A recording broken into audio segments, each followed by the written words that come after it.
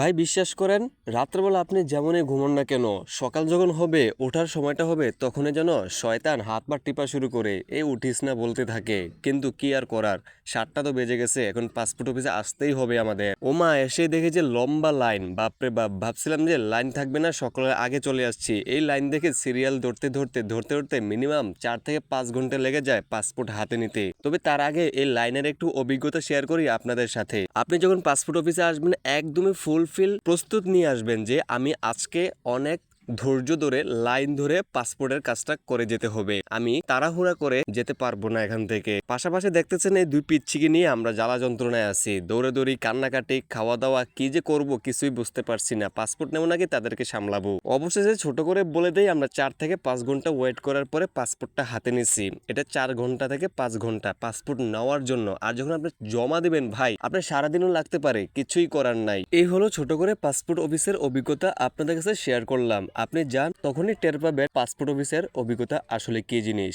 এখন আমরা ঘুরতে যাব ধর্মসাগর পারে এন্ড আমাদের মামার বাসায়। কুমিল্লাতে বিখ্যাত একটি পার্ক আছে ধর্মসাগর পার্ক। এই পারে আপনাদেরকে নিয়ে যাব, দেখতে পারবেন খুবই ইন্টারেস্টিং জিনিস। তাই এই ভিডিওটি কন্টিনিউ করবেন। Let's go. As you look into my eyes, nothing but a sinner. You won't get away this time. You won't get away this time. You won't get away this time. You won't get away. বর্তমানে আপনারা স্ক্রিনে যে দালানটি দেখতে পারতেছেন, এই দালানের 14তম তলায় আমরা এখন উঠব। এখানে গিয়ে আপনাদেরকে সকল ভিউ দেখাবো। এই যে চলে আসছি, ভিউ দেখতে পারতেছেন। আসলে নিচ থেকে কেমন দেখা গেছে, উপর থেকে কেমন দেখা যাচ্ছে, ভাই অসাম কুমিল্লা শহর। আপনারা যারা যারা কুমিল্লাতে আসেন নাই আসবেন। এই যে এই পিচ্ছিকে দেখতে পারতেছেন, সে বাসায় ঢোকার পরেই এই দোলনাটি দেখতে পায়। দোলনা দেখার সাথে সাথেই লাফাইয়া উঠা ফেলে। আসলে বাচ্চারা তো এমনই করবে, তাই না? তাদের আনন্দই আমাদের আনন্দ। ভাই ভিডিওতে যে দুজনকে দেখতে পারতেছেন, কি বলবো, এত দুষ্টামি করে এত দুষ্টামি করে বলার বাহিরে, কিছুই হলেই বে করে থাকে।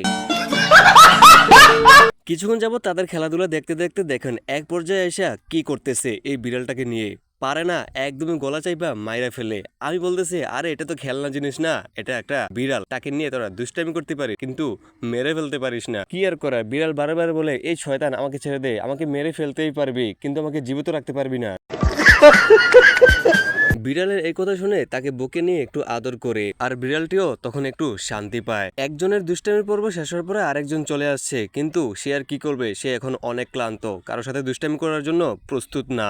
তারপরে চলে আসে আমার কোলে। আমি একটু দেখলাম আসলে বিড়াল ধরতে কেমন লাগে। প্রথমে ভয় লাগছিল, কি আর করব, সকলে ধরে আমিও ধরে ট্রাই করি। এক রুমে বিড়াল নিয়ে দুষ্টামি করার পরে অন্য রুমে যখন যাই, যাওয়ার পরে দেখি এই দৃশ্যটি, ভাই কি বলবো, অসাম লাগছে।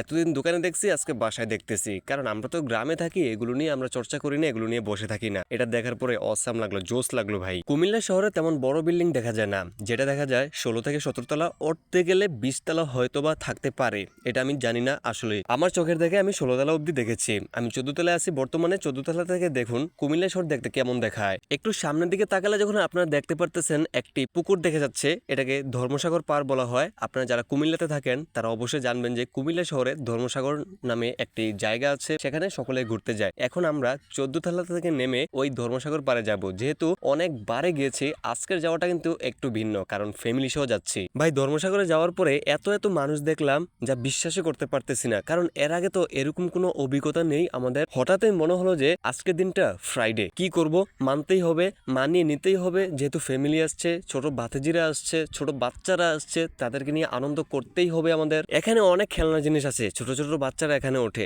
বড় বড়রাও ওঠে, কিন্তু ছোট বাচ্চাদের মনটা কিন্তু ওই দিকে গিয়েই পড়ে থাকে। আমার ছোট বাতিজি তো আমাকে টানা হেসরা শুরু করছে, চাচ্চু চাচ্চু চাচ্চু, শুধু শুধু চাচ্চু চাচ্চুই বলতেছে, কি করবে সেটা বলতেছে না, হাত দিয়ে ইশারা ইঙ্গিতে দেখাচ্ছে, মানে সে এই জায়গায় উঠতে চাচ্ছে। কিন্তু আমরা তো এটাতে উঠবো না, আমরা এখন এই দোলনাতে উঠবো, আর এটা কিছুক্ষণ পরেই চলা শুরু করবে। আর যখনই চলতে থাকবে ভাই, আপনার কাছে প্রথম প্রথম ভালোই লাগবে, তারপর যখন একটু গতি বাড়ায় দিবে আপনার মনে একটু ভয় ধরে যাবে। আমার লাইফে আমি ফার্স্ট উঠছিলাম, ছোটবেলায় উঠি নাই, বড় হয়েও উঠি নাই, আজকে গিয়ে উঠেছি। বিশ্বাস করেন আমার হার্ট মনে একটু দুর্বল, কারণ আমি ভয় পাচ্ছিলাম কিন্তু আমার ভাতিজিগুলা ভয় পাচ্ছিল না। I know I made it look like it'd be alright, but I think I learned my lesson, and I'm not gonna let you out of my sight. You can call me killer, 'cause I'll bring you to the light, is bitter. When your answering to God, you can call me killer. As you look into my eyes, nothing but a sinner. You won't get away this time. You won't get away this time. You won't get away this time. You won't get away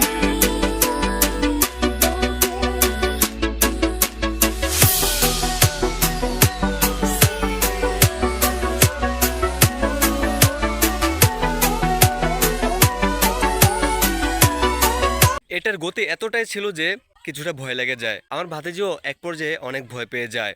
সে বলতে থাকে যে চাচ্চু ভয় লাগছে, আমাকে ধরো। যখন আমরা এটা থেকে নামি তখন বিশ্বাস করেন ভাই, কিছুক্ষণের জন্য আমি চোখে অন্ধকার দেখছিলাম আর মাথা এতটাই ঘুরছিল যে যা মনে হয়েছিল যে কিছুক্ষণের জন্য এখানে শুয়ে যাই।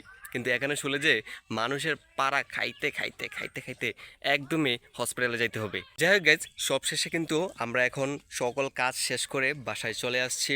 বাসায় এসে ভয়েস দিলাম, আপনাদের কাছে ভিডিওটা শেয়ার করলাম, সকল কিছুই করলাম।